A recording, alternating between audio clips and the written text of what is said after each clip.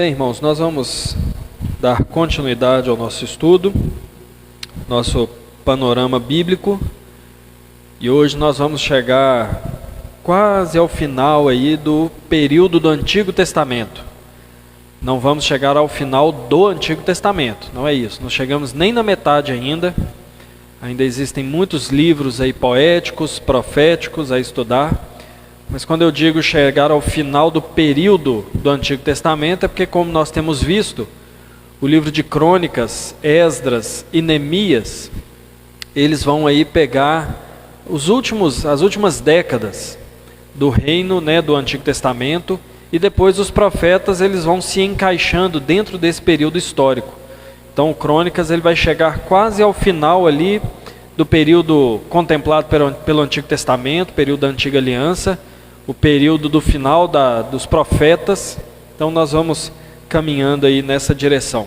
Eu gostaria de ler novamente o versículo que nós lemos no início da escola dominical, 2 Crônicas 6:21, diz assim: Ouve, pois, a súplica do teu servo e do teu povo de Israel, quando orarem neste lugar. Ouve do lugar da tua habitação dos céus. Ouve e perdoa. Como eu disse, irmãos, aqui é apenas uma pequena parte da oração de Salomão, quando ele consagra o templo ao Senhor, quando eles estão consagrando o templo que havia sido construído. E aqui, caminhando um pouco mais do que nós falamos na abertura, aqui existe um apontamento muito importante que nós precisamos entender, para nós entendermos o livro de Crônicas, mas mais do que entender o livro de Crônicas, para entender o Antigo Testamento e a sua concretização no Novo Testamento, e mais do que isso, para nós entendermos aquilo que Cristo veio fazer por nós e como nós nos apossamos das bênçãos do Evangelho por meio de Cristo. Esse versículo ele é muito forte em nos apontar a aliança de Deus. Irmãos, esse termo aliança, ou o seu equivalente, pacto, é a palavra das Escrituras. Nós só vamos entender as Escrituras de maneira muito, muito profunda se nós compreendermos o que significa uma aliança ou o que significa um pacto. Porque quando nós pensamos em aliança, nós pensamos talvez apenas na nossa aliança com Cristo, ou na nossa aliança, ou na aliança que Deus fez com o povo de Israel. Mas tudo que Deus faz, Ele faz por meio de alianças. Aliança é um compromisso, onde duas partes estão envolvidas, onde há uma obrigação, onde há sanções para o caso de desobediência, bênçãos para o caso de obediência, mas todas as alianças onde Deus entra, onde Ele é uma das partes, o próprio Deus é o fiador daquela aliança. Ou seja, Deus é aquele que dá a garantia de que a aliança será levada a cabo. Então, quando nós pensamos em tudo que Deus fez, tudo é mediado por aliança. Quando nós vemos Deus criando todas as coisas, Deus faz uma aliança com a criação. Ali em Gênesis, talvez nós não vejamos isso de maneira clara, mas quando nós vamos para outros textos bíblicos, a Bíblia nos diz que Deus fez uma aliança com céus e terra, e que enquanto durar o mundo, as coisas acontecerão como Deus determinou que acontecesse. Então, por exemplo, tem um salmo que diz que, agora eu estou até na dúvida se é um salmo mesmo, mas que diz que enquanto houver o mundo, haverá frio, calor, chuva, seca, as estações, porque isso é resultado de uma aliança de Deus com a criação. Então não interessa o que aconteça com a criação, Deus mantém fiel a sua palavra. Mas Deus fez uma aliança muito maior do que com a criação. Deus fez uma aliança com o ser humano. Quando Deus cria o homem, a sua imagem e semelhança, Ele está entrando num pacto com a criação. E esse pacto envolve o homem, sem perceber, ser a imagem de Deus, mesmo tendo caído no pecado. Toda vez que o ser humano age de uma maneira condizente com algo que há em Deus, ele está sendo ou está demonstrando a imagem de Deus que há nele. Então, toda vez que o ser humano age de maneira justa, ou toda vez que o ser humano deseja, anseia a justiça, e eu não estou falando aqui de crentes, de qualquer homem, qualquer ser humano, toda vez que há o anseio por justiça, a glória de Deus está sendo manifestada, porque Deus colocou no homem a qualidade de ser justo. Toda vez que o homem fica admirado com alguma coisa bela, toda vez que o ser humano tem aquele prazer em contemplar alguma coisa bela, ele está glorificando a Deus, porque existe uma aliança do Criador com a criação, para que ele manifeste a glória de Deus. Só um minutinho, você tinha levantado a mão? Ah.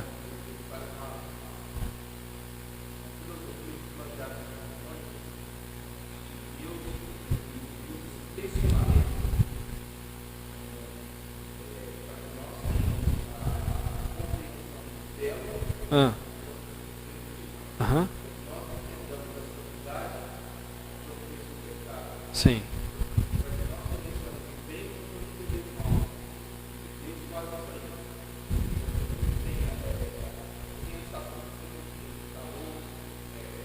O conhecimento por comparação.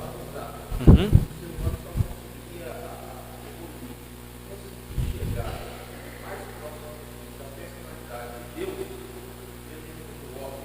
Sim.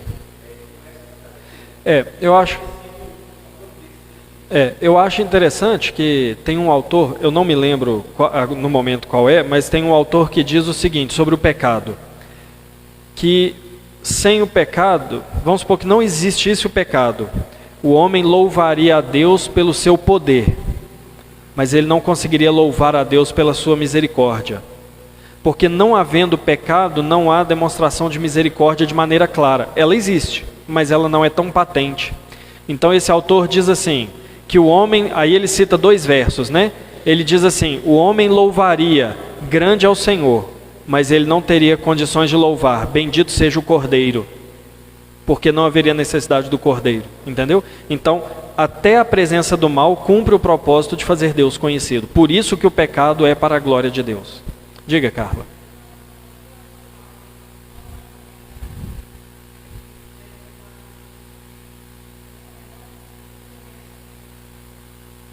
Perdão, não entendi.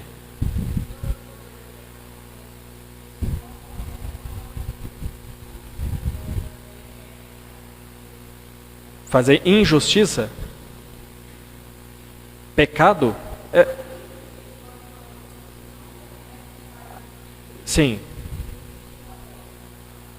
Não, o que eu tô, então vamos voltar aqui. O que eu disse é o seguinte, que quando Deus cria o ser humano, Ele coloca nele o senso de justiça, certo e errado, não só de saber o que é certo e errado, mas o desejo de fazer o que é certo e receber o que é certo. Isso é a satisfação do desejo de justiça. Quando vem o pecado, o homem se torna injusto.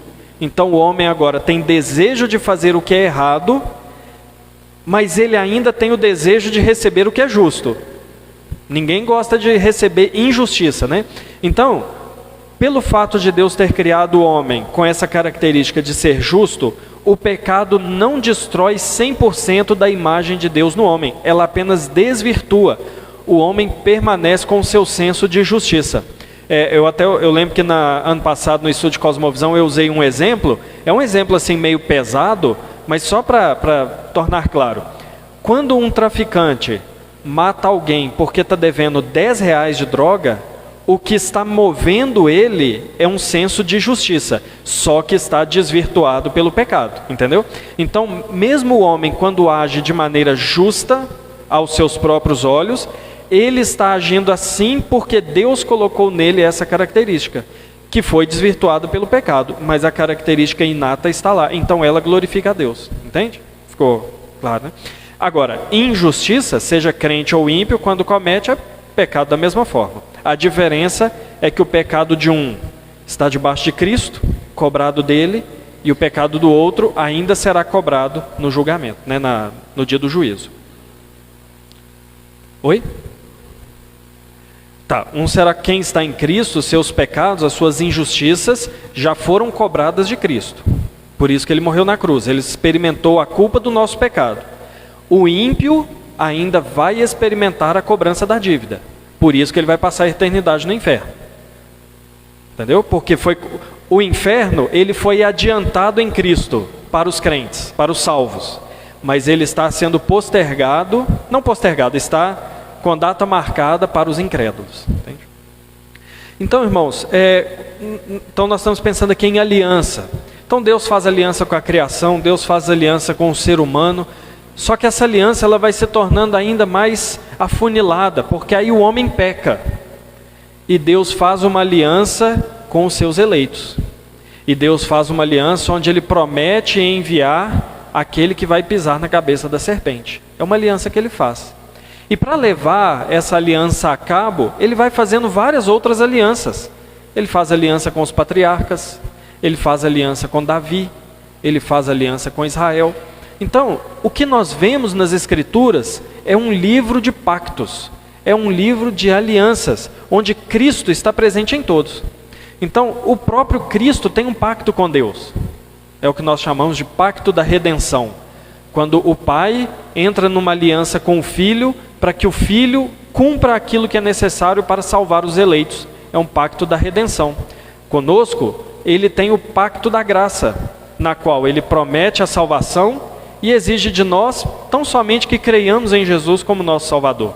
Então, nós temos um livro que é recheado de pactos, que são as Escrituras. E quando nós chegamos em Crônicas, tanto primeiro quanto segundo livro, o que nós vemos são os resultados do pacto, ou o pacto, a aliança de Deus com Israel, servindo como fundamento para tudo aquilo que acontece. Então, quando nós vemos esse livro e nós vemos esse versículo 21, que lemos na abertura, nós vemos Deus ouvindo a oração do seu povo como resultado do pacto. Nós vemos Salomão conhecendo a Deus e sabendo a quem ele tem se voltado por causa do pacto. Nós sabemos que há um lugar aqui que está sendo consagrado ao Senhor, que é resultado da aliança com Deus, porque o templo é o lugar da manifestação de Deus na terra, e ela é resultado da aliança de Deus com o seu povo, e nós temos uma ação de Deus em favor do seu povo, que é o perdão. Algo que Deus só faz com o seu povo. Deus não perdoa pecado aí à torta e à direita. Deus perdoa pecados de quem se arrepende dos seus pecados e crê que Jesus Cristo é a propiciação para os pecados. São esses a que Deus perdoa, porque eles estão dentro da aliança. Então, quando nós olhamos esse versículo, nós vamos entender que o livro de Crônicas, os seus focos principais, estão todos repousando sobre a aliança de Deus com o seu povo.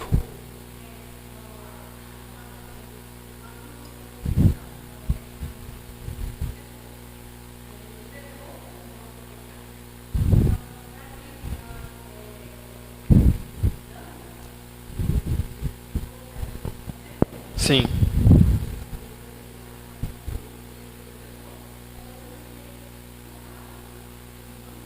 Isso.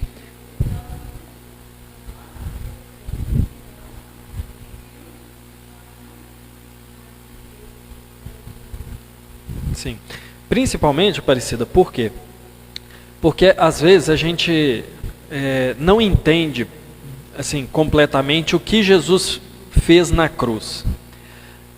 Para a gente ser o mais preciso possível, na cruz, Jesus não morreu pelos nossos pecados. Veja bem, está incluso, mas é para a gente ser bem preciso. Na cruz, Jesus tomou a culpa do nosso pecado. Então, não é que nós deixamos de ser pecadores, nós deixamos de ser culpados, o que é diferente. Imagina um criminoso que pagou a pena. Ele deixou de ser culpado, mas ele não deixou de ser alguém que cometeu um crime. Imagine se alguém pudesse pagar a pena de alguma coisa antes de cometer.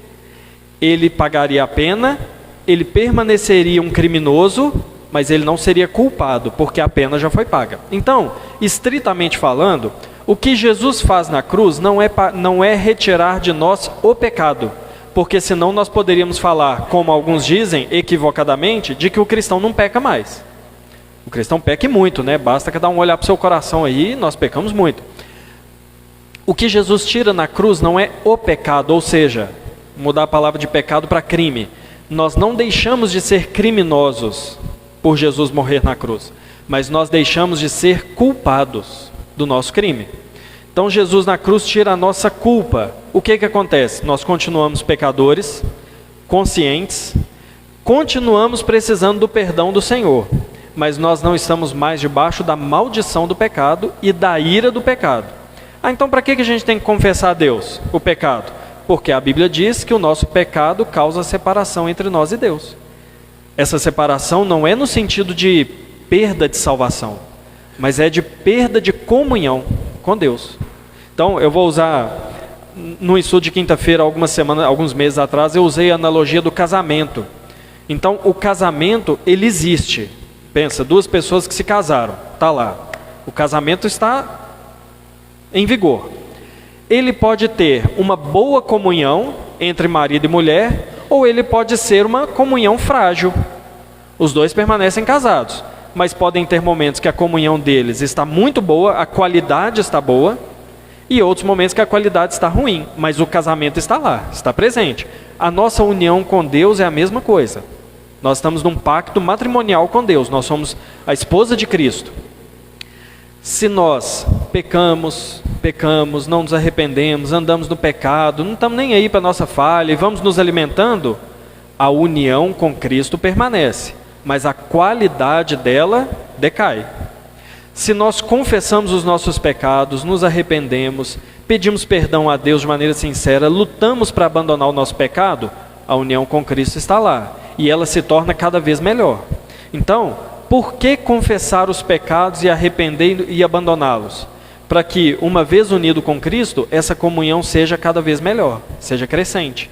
Para que essa distância entre nós e Deus, principalmente a distância moral, ela seja cada vez menor, né? Nós pareçamos cada vez mais com Cristo e cada vez menos com aquilo que nós somos ou éramos antes de Cristo, né? Então há essa necessidade, mesmo para o cristão, de arrependimento, confissão de pecados, perdão e abandono de pecado, né? Então, irmãos, pensando nessa questão da aliança, da importância da aliança, vamos entrar aqui no livro de Crônicas. Nós vimos semana passada o primeiro livro, e nós vamos continuar aqui o segundo livro, que eles guardam muitas semelhanças, obviamente, como os irmãos viram na semana passada. O livro de Crônicas, antigamente ele era um livro só, então obviamente eles têm muitas semelhanças, mas eles também têm muitas diferenças, porque muda um pouco a escrita, não a escrita, mas o foco do autor.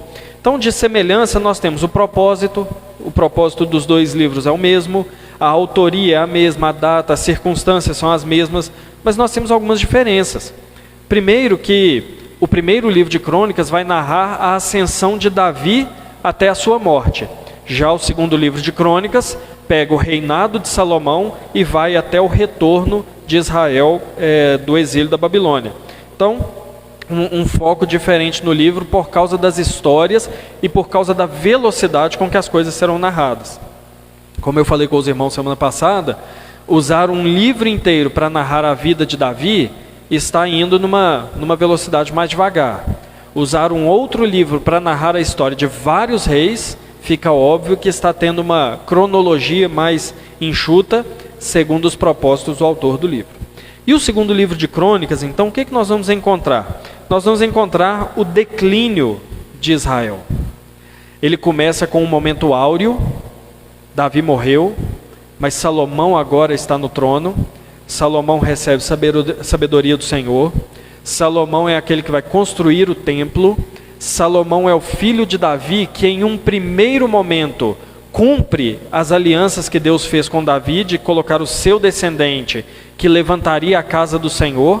Então o momento é áureo sob o governo de Salomão, só que essa prosperidade toda, por causa dos pecados de Davi, de Salomão e de Roboão, ela vai decaindo e o povo começa a experimentar de maneira mais objetiva ou mais clara o juízo de Deus. Então os dois livros eles mostram Israel chegando na sua época áurea, mas também decaindo. Mas mesmo assim o livro não termina com desesperança.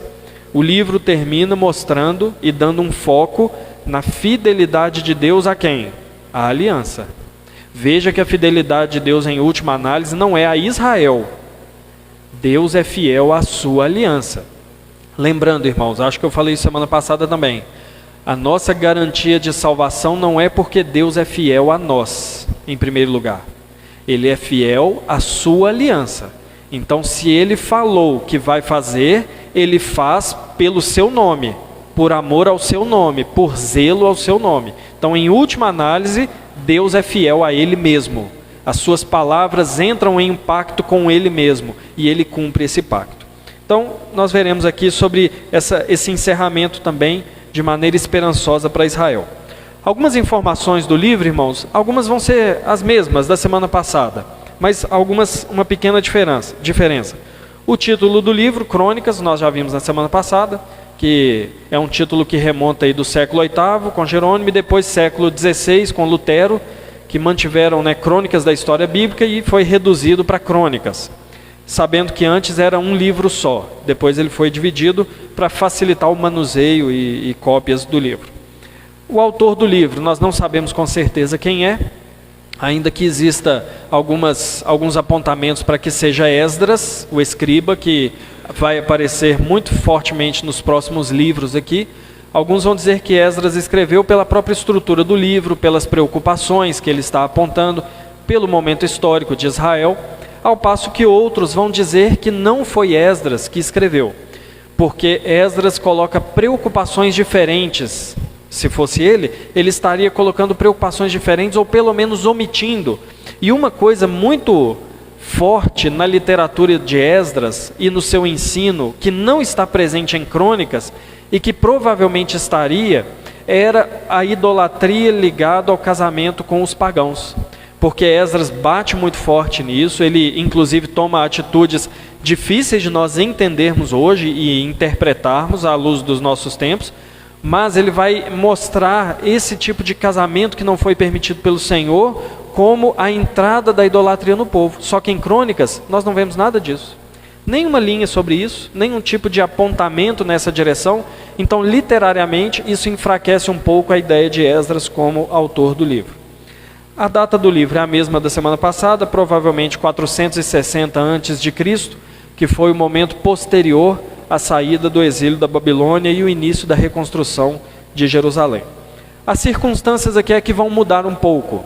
As circunstâncias, se o primeiro livro de Crônicas narra de maneira substancial o reinado de Davi, dando ali um pequeno foco em Saul, na morte de Saul, mas não é o objetivo do autor, o segundo livro agora, vai iniciar com Salomão, dando foco, nós vamos ver daqui a pouco, muito importante no templo, porque o templo é muito importante na relação com a aliança de Deus, mas depois passando para o reino dividido, e depois, no final do livro, trazendo novamente essa união do povo de Deus. Aqui, irmãos, lembra que na semana passada e também na semana anterior, eu havia dito que o livro de Reis e Crônicas parecem falar das mesmas coisas, mas não são. O momento histórico é o mesmo, os reis que eles estão tratando são os mesmos, mas eles foram escritos em momentos diferentes, e isso faz toda a diferença na intenção do autor, porque o livro de Reis termina com o reino dividido. Israel, o reino do norte, foi para o meio dos persas e se desfez por lá, e o povo do sul ficou no exílio, com a promessa de voltar. Crônicas dá um passo a mais. Eles voltam do exílio, eles são alimentados com a esperança da aliança, só que mais. As outras tribos do norte são convidadas a estar junto de novo como povo de Deus. Então veja como que o foco é bem diferente de Crônicas para Reis. E aí nós vamos perceber isso um pouco na estrutura do livro. Então, essas algumas informações literárias do livro de Crônicas. Vamos observar, irmãos, a estrutura do livro, como eu tenho reiterado aqui semana após semana. Entender a estrutura do livro é muito importante para fazermos uma leitura proveitosa do livro. Nós já falamos semana passada que Crônicas não é dos livros mais fáceis de ler. É um livro denso, com informações repetitivas, com muitos nomes, com contagem de muitas coisas, deixa um pouco truncada assim a nossa leitura, não é uma leitura que flui tanto quando a gente está lendo um evangelho, uma narrativa. Mas ainda assim, compreender a intenção do autor e a maneira como ele dividiu esse ensino nos ajuda a aproximar do texto de uma maneira a ganhar e a entender melhor o seu conteúdo. O livro de Crônicas, o segundo livro de Crônicas, ele é dividido basicamente em 3 partes. O capítulo 1 ao capítulo 9, o capítulo 10 ao capítulo 28 e o capítulo 29 ao capítulo 36. E o que nós encontramos nessas 3 partes? Nessa primeira parte, no capítulo 1 até o capítulo 9, nós encontramos a monarquia ou o reinado de Israel ainda unido debaixo do governo de Salomão. E é interessante, irmãos, porque o foco do autor de Crônicas é diferente do foco do autor de Reis. Então, os irmãos lembram aí de Reis que para Salomão chegar no trono, muita coisa aconteceu. Foi irmão tentando puxar o tapete, foi trama da mãe de Salomão com o sacerdote com o líder do exército de Davi, para ele proclamar Salomão rei. O livro de Reis vai contando aquela tensão existente assim. Tem hora que parece que Salomão não vai chegar no trono, parece que alguém vai chegar, e morte e tal. Mas quando nós chegamos em Crônicas, pouquíssima atenção é dada a essas coisas. Então somente fala que Salomão chegou ao trono. Davi diz que ele seria o sucessor. Por quê? Porque aqui o autor está colocando um olhar positivo sobre a chegada de Salomão no trono. Ele não está colocando um foco em como foi difícil ele chegar. Essa é a intenção de Reis. Mas está dizendo assim, foi bom ele chegar. Essa é a intenção de Crônicas. Por quê? Porque a intenção de Crônicas é dar esperança ao povo, àqueles que voltaram do exílio. Então ele trabalha de maneira positiva o reinado de Salomão. Irmãos, os irmãos estão entendendo o que eu estou querendo dizer, né? Não é que nenhum dos 2 livros está contando uma história que não aconteceu. Não é isso. Mas são focos diferentes, intenções diferentes. Então cada autor seleciona os fatos históricos que para o seu objetivo convém colocar no livro. Então, essa primeira parte, capítulo 1 a capítulo 9, vai falar do reinado de Salomão. Vai dar atenção ao culto, à sabedoria e à riqueza de Salomão. Preparativos para a construção do templo, a construção do templo em si, todas as mobílias necessárias para o templo.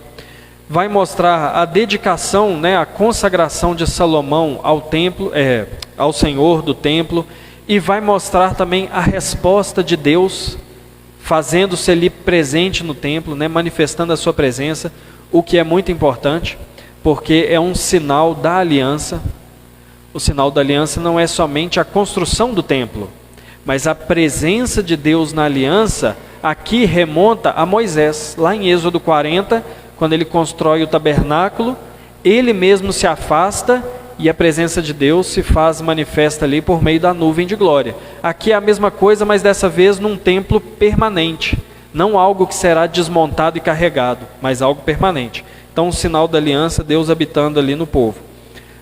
A conclusão do templo, os outros povos vindo até Salomão, reconhecendo sua sabedoria, sua riqueza, e aí termina contando, fechando o reinado de Salomão e a sua morte. Então, nessa primeira parte, é uma parte positiva, mostrando um período áureo quando Deus habitava ali, quando Deus estava cumprindo as suas promessas. Por isso tanta atenção dada ao templo, à consagração, ao sacerdócio, às mobílias, aos detalhes, a oração de Salomão consagrando, que é uma oração longa para o tamanho do livro. Então tudo isso colocando sobre o leitor um sentimento esperançoso, daquelas épocas áureas que o povo viveu, daquele tempo, daquele momento muito bom sobre o reinado do filho de Davi. A primeira parte é isso, é lembrar de uma época muito boa. Mas aí vem a segunda parte. E qual que é o foco da segunda parte? Um momento que já não foi tão bom assim. Então conta o reinado de Roboão, e ali no reinado de Roboão as tribos se dividem, reino do norte e reino do sul. Mas o livro vai falar somente dos reis do sul. Então vai falar de Abias, de Asa, de Josafá, de Jeorão, de Acasias. Alguns acontecimentos envolvendo a mãe de um deles, Atalia, ou Atalia. Jeozabeate, Joiada, né, os sacerdotes, Joás, Amazias, Uzias, Jotão e Acás. Então, veja que há um grande bloco falando só de um rei, de Salomão.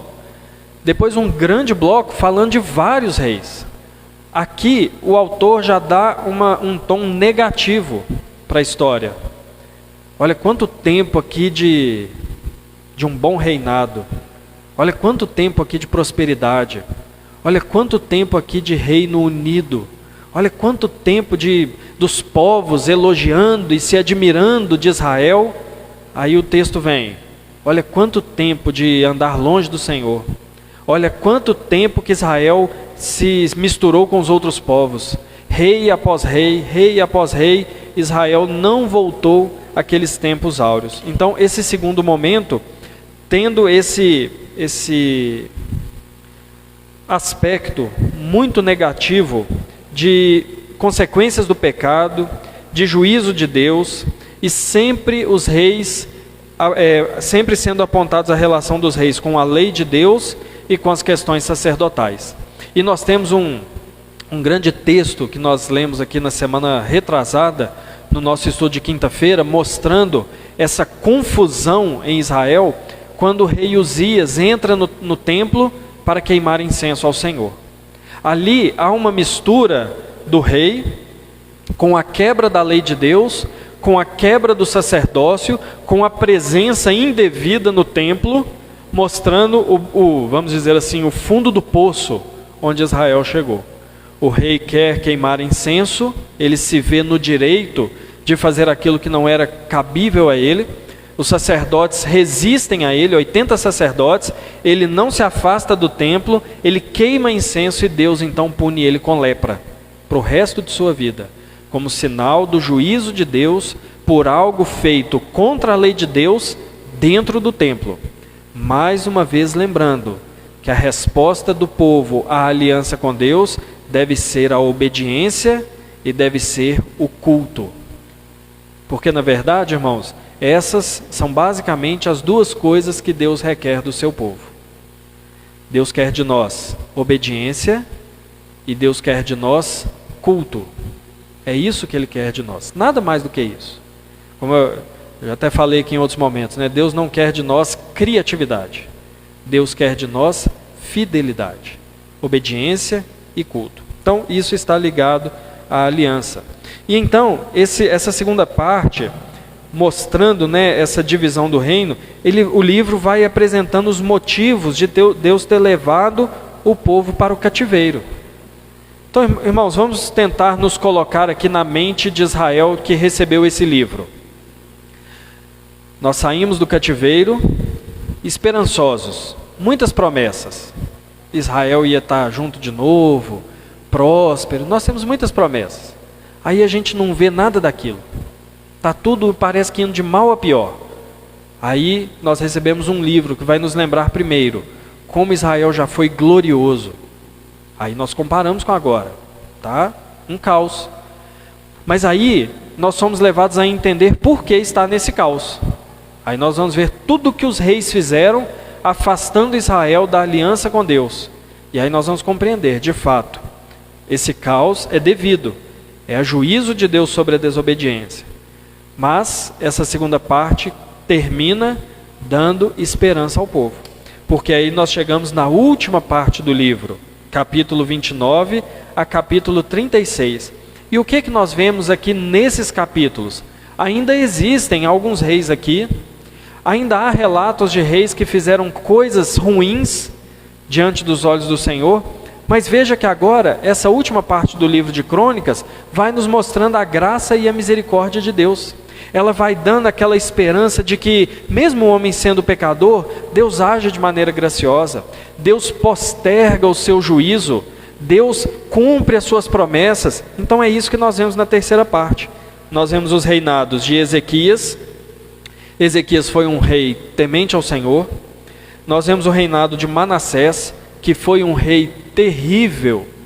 O texto diz que ele queimava os seus filhos a outros deuses, mas no final da sua vida ele se arrependeu dos seus pecados. Nós vemos Amon, nós vemos Josias. Josias como aquele que trouxe uma reforma espiritual para Israel. E que por causa disso, Deus não retirou o juízo, mas Deus deu a ele o privilégio de não ver o juízo nos seus dias e de postergar a aplicação do juízo. E por fim, termina falando do retorno do exílio e o livramento. Então, em Ezequias, o povo já começa a experimentar sinais da restauração com a união das tribos. Abra aí, por favor, no capítulo 30 de 2 Crônicas.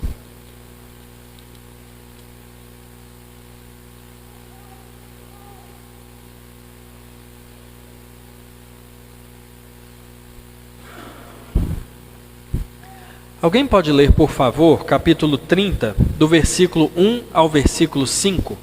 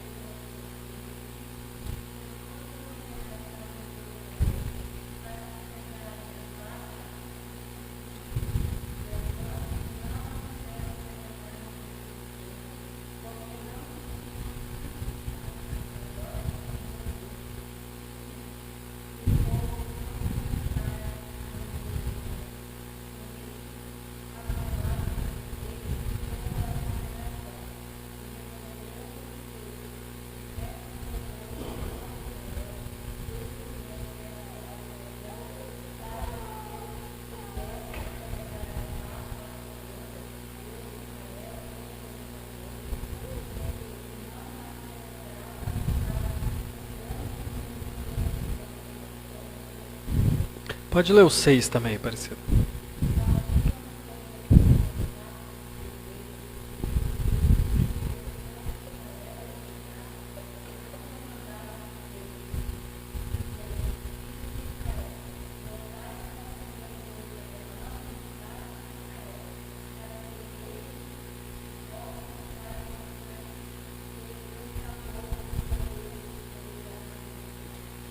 Irmãos, então olha só. O livro fala bem, primeira parte, como é que Israel era bom. Depois fala como é que tudo virou um caos, dividiu, acabou as tribos. Mas olha como que começa a terceira parte. O rei Ezequias chamando não somente Judá para celebrar a Páscoa, mas chamando o povo de Israel todo, todas as tribos. Nós vemos aí ele dizendo que ele enviou mensageiros a Israel e Judá, ou seja, Reino do Norte, Reino do Sul, chamando para celebrar a Páscoa, e olha o foco que ele dá, ao Deus de Israel. Ou seja, ele está identificando a aliança de Deus com todo o povo, com toda a tribo. E olha o que ele vai falar no versículo 6. Porque o Senhor é o Deus de Abraão, de Isaque, ele não coloca aqui de Jacó. Não é o comum que a gente ouve? Deus de Abraão, de Isaque, de Jacó? Ele coloca, é o Deus de Abraão, o Deus de Isaque e o Deus de Israel. Porque quando ele coloca Israel, ele está fazendo um apontamento para todos os 12 descendentes, toda a tribo de Israel. Então o que Ezequias faz é chamar todas as tribos para celebrarem a Páscoa, louvarem ao Senhor, cultuarem a Deus, obedecerem ao Senhor, trazendo essa ideia de que na aliança os povos eles vão se reunindo novamente. O povo de Deus vai se tornando novamente um só, aqueles que pertencem ao Senhor. Então veja que o texto ele não está terminando com um tom ruim, um tom como, por exemplo, Juízes, mas ele termina convidando todo o povo a estarem juntos na aliança com Deus. Então, ainda que o juízo seja demonstrado, a graça de Deus, ela é demonstrada não somente sobre Judá, mas sobre Judá, sobre Israel, e trazendo esse convite à celebração da Páscoa, reunião do povo e confiança nas promessas de Deus. Ou seja, o livro de Crônicas, ele é um livro que oferece ao povo de Israel esperança, de que aquilo que começou com Salomão, ainda que tenha decaído muito por causa do pecado e do juízo de Deus sobre o pecado, poderá voltar por causa da graça do Senhor, por causa da misericórdia de Deus e por causa da sua fidelidade à aliança. Então, irmãos, qual é o grande tema do livro? Qual é a grande mensagem do livro do segundo livro de Crônicas? O pacto de Deus, a aliança de Deus e a fidelidade de Deus a essa aliança. Então, nós vimos aqui algumas informações literárias sobre o livro, a estrutura do livro, e agora nós veremos a mensagem do livro. A mensagem do livro é justamente essa: a fidelidade de Deus à sua aliança, ao seu pacto. O livro, ele diferencia de Reis porque o livro de Reis mostra o bem-estar de Israel no sentido político, às vezes, o bem-estar de Israel, às vezes, no sentido financeiro, militar. Só que a preocupação do livro de Crônicas é mostrar o bem-estar espiritual e a preocupação com o bem-estar espiritual de Israel. Por quê? Porque economicamente o povo está falido, politicamente o povo está um caos, socialmente está todo mundo na pobreza. Mas o que está de fato trazendo angústia para o povo é espiritualmente, porque eles não conseguem enxergar a ação de Deus por causa dessas coisas. Então o livro de Crônicas ele vai se preocupar com o bem-estar espiritual do povo de Deus, ou seja, que eles coloquem o seu coração na confiança do Senhor. E alguns temas aqui são muito fortes no segundo livro de Crônicas: o povo de Deus, o templo, o trono, as bênçãos e a maldição. A bênção em virtude da obediência e a maldição em virtude da desobediência. Agora, irmãos, o que une todas essas coisas? É justamente a aliança. É justamente o pacto. É o fio dourado que une todas essas coisas. Ou seja, por que o autor de Crônicas está mostrando e encerrando o livro com esse foco na reunião do povo? Porque Israel, como nação, é o povo do pacto. Por que há tanto foco e tanto tempo gasto no segundo livro de Crônicas para falar do templo e da consagração do templo? Porque é o cumprimento da promessa de Deus de que na terra deles Deus teria uma habitação permanente e Deus se manifestaria ali. Então é resposta à aliança de Deus. Por que tanta importância e foco dado ao trono e à descendência davídica? Por causa da aliança de Deus feita com Davi. Sempre terá um descendente sentado no trono. Por que tanta fala sobre bênção e maldição? Porque são os caminhos possíveis para a aliança. Se nós lembrarmos lá em Deuteronômio, depois de Moisés relembrar todo o pacto com Israel, Moisés diz assim: o Senhor coloca diante de vós dois caminhos, a bênção e a maldição, a vida e a morte. A bênção, se vocês andarem em todos os seus mandamentos e estatutos, e a vida. A maldição, se vocês não andarem nos seus estatutos e nos seus mandamentos. E por fim, a morte. Então, bênção e maldição são coisas ligadas à aliança do Senhor. E nós vemos então a aliança sendo preservada no livro de Crônicas. Primeiro porque o povo é preservado. Não só preservado no sentido de ter voltado para a sua terra, mas o povo de maneira integral, ele está preservado. Veja que Paulo já diz, lá em Romanos, citando Isaías, de que o povo de Deus é o remanescente das tribos, é aqueles que sobram fiéis ao Senhor, tanto da tribo do sul como da tribo do norte. Mas qual que é a promessa que está aqui no capítulo 30? Deus reinando sobre todo o Israel, sobre todo o povo de Deus. Então, por causa da aliança, o povo de Deus é preservado. Por causa da aliança, Israel não é riscado do mapa. Por causa da aliança, os descendentes de Israel tanto continuam quanto retornam para a sua terra. Além disso, por causa da aliança, o templo é preservado. Mas veja, irmãos, que não é a preservação somente do prédio, do lugar, daquele que Salomão construiu, mas é a preservação do lugar com as cerimônias que eram realizadas lá dentro. Então, o sacerdócio é preservado, as cerimônias são preservadas, os sacrifícios são preservados, tudo aquilo que é necessário para a vida no templo se dar de maneira normal, eles são preservados. porque ali é o lugar de culto ao Senhor. Então o livro, né, a mensagem do livro é que por causa da aliança, o templo e o sacerdócio e o culto também são preservados.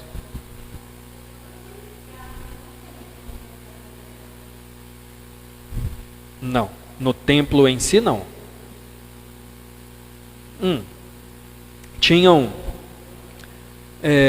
O templo, ele era um tabernáculo maior, né? Tanto por ser um lugar fixo, quanto por atender aquele povo que também cresceu, né? Então o número, por exemplo, de sacerdotes é muito maiores e tal. O templo, havia uma área do lado de fora, se eu não me engano é o átrio, ali o povo ficava ali, trazia ali os seus sacrifícios, traziam os animais para serem sacrificados, ali eles eram mortos, ali havia o lugar de queimar, havia as coisas ali. Mas os lugares no templo, onde estavam os objetos, os utensílios, onde o sangue era apresentado, ali o sacerdote que entrava. E da mesma forma como era no tabernáculo, no templo tinha o lugar mais interior, o Santo dos Santos, que ali só o sumo sacerdote entrava uma vez no ano. Então, agora, havia a parte de fora e havia uma parte onde nenhum incircunciso poderia entrar. Nenhum estrangeiro, nenhum impuro, né, quem estava cerimonialmente impuro não podia entrar. Então tinham esses limites no templo, né, não era algo de acesso. Daí o grande, não só simbolismo, mas a grande realidade de quando Jesus morre, o véu, né, se rasgando, porque aquilo ali é uma declaração de que acabou todas essas separações. Agora a separação é espiritual, não é mais geográfica. Pode entrar e sair do templo, do tabernáculo, não vai acontecer nada, porque agora na nova aliança, esse Santo dos Santos é na própria presença de Deus, e Cristo entra por nós. Nós estamos lá, mas em Cristo, né, como nosso cabeça.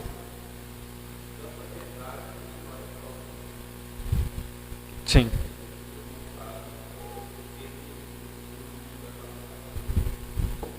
Eu não sei.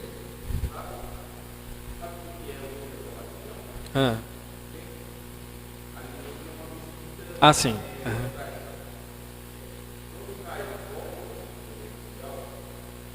Mesquita judaica ou islâmica? Islâmica.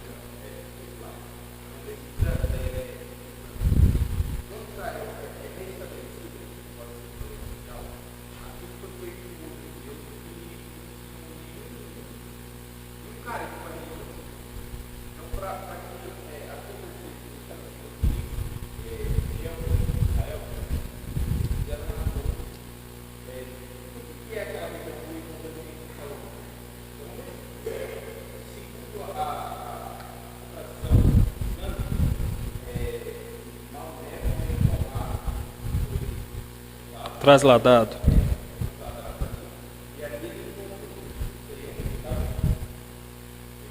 Não, claro. Isso aí. Só Enoque. Só Enoque e Elias, né?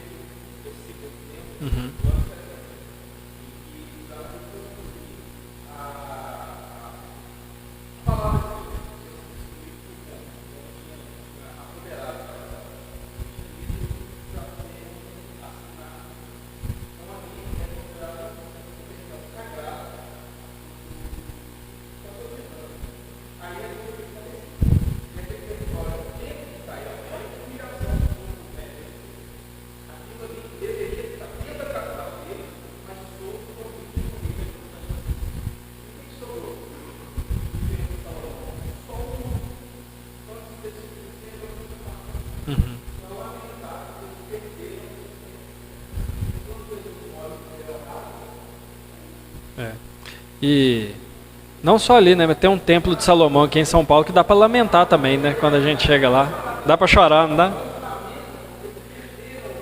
Sim.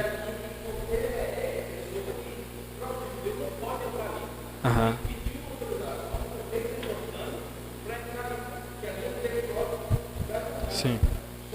Então, até na própria Escritura nós temos algumas relações com o retorno, né?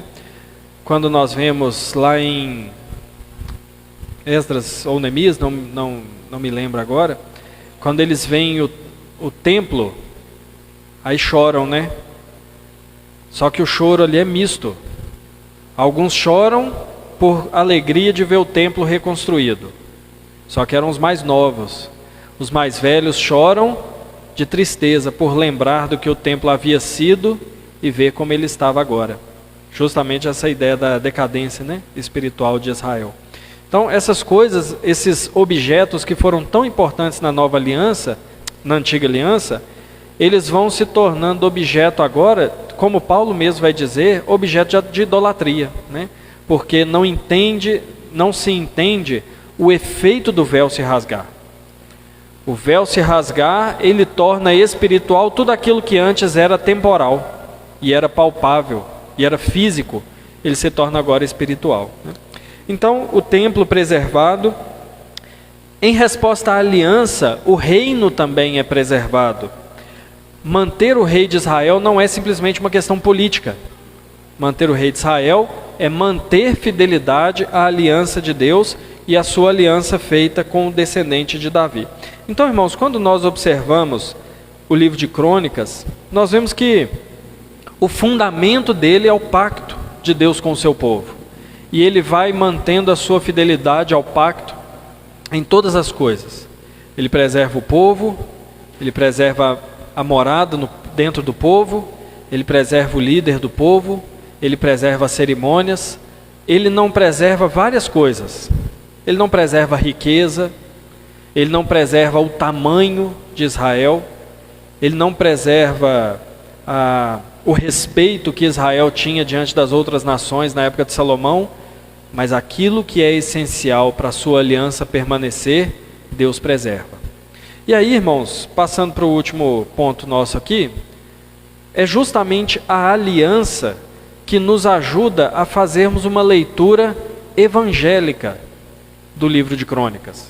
Ainda que seja muito difícil, o livro de Crônicas é muito difícil de nós interpretarmos e aplicarmos na nossa vida com o viés do evangelho. Mas é justamente a aliança que vai nos ensinar como que nós tiramos o ensino para nós. Justamente por isso que Deus preservou. Sabe por quê, irmãos? Porque o que Deus preservou no povo de Israel é o que Ele continua preservando em nós, por causa da aliança que nós temos com Ele. Então o povo foi preservado? Foi. Israel, enquanto povo de Deus, deixou de existir por causa do exílio? Não. Por causa do juízo? Não. Deus preservou o seu povo. Assim Ele faz com o seu povo sempre. Ele preserva o seu povo. E Ele preserva, eu não estou falando no sentido de preservar a nossa vida enquanto indivíduos, mas Ele preserva a existência do seu povo. Se nós observarmos desde as promessas do Messias, do nascimento ali no início dos evangelhos, muitas coisas poderiam acontecer para se encerrar a igreja cristã e o evangelho. Historicamente, humanamente falando, a igreja sempre esteve na iminência de sofrer alguma coisa, sejam ataques externos, sejam ataques internos, seja perseguição externa, seja o liberalismo, por exemplo, surgindo dentro da igreja e matando a igreja, de um e de outro lado, obras de Satanás. Mas Deus sempre preservou a sua igreja, sempre, irmãos. Eu acho que a única coisa que se preserva da época da igreja primitiva até hoje no mundo é o cristianismo. Todas as outras coisas passam, as coisas passaram, o mundo mudou, muita coisa acabou, muita coisa evoluiu. O povo de Deus permanece. Não porque nós somos bons, e nem porque nós merecemos, porque nós não merecemos. E nem é porque Deus é fiel a nós, mas é porque Deus é fiel à sua própria palavra. E a aliança que Ele fez com Cristo é a aliança de dar a Ele um povo e preservar esse povo. E assim como Deus preservou Israel, Ele preserva a sua igreja também. Além disso, irmãos, o povo preserva o templo. E, obviamente, eu não estou falando do prédio, porque o prédio, entendido de maneira errada, ele pode se tornar também um ídolo. Mas Deus preserva a sua habitação no meio do povo. E Deus preserva a sua permanência no meio do povo.